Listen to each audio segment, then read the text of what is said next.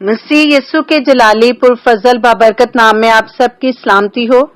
खुदावंद के जिंदगी बख्श जिंदा पाक कलाम से आज हम सीखेंगे अहद अतीक से दाऊद नबी के मज़ामूर में से ज़बूर 92 वर्स 1।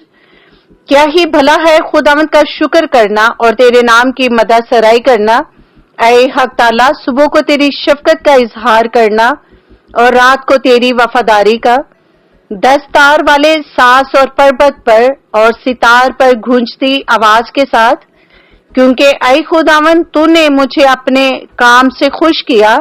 मैं तेरी सन्नतकारी के स्वब से शादियाना बजाऊंगा। ऐ खुदावन तेरी सनते कैसी बड़ी हैं, तेरे ख्याल बहुत अमकीक है। हैवान खसलत नहीं जानता और अहमक इसको नहीं समझता। जब शरीर घास की तरह उगते हैं और सब बदकरदार फूलते फलते हैं, तो ये इसीलिए है कि वो हमेशा के लिए फना हो। लेकिन तू ऐ खुदावंद अदला आबाद बुलंद है, क्योंकि देख ऐ खुदावंद तेरे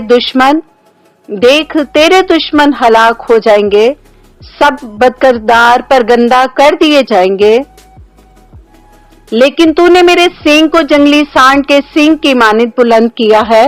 मुझ पर ताजा तेल मला गया। मेरी आंख ने मेरे दुश्मनों को देख लिया।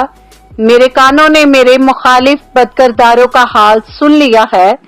सादिक खजूर के दरख्त की माने सरसब्ज होगा, वो लुबनान के देवदार की तरह बढ़ेगा।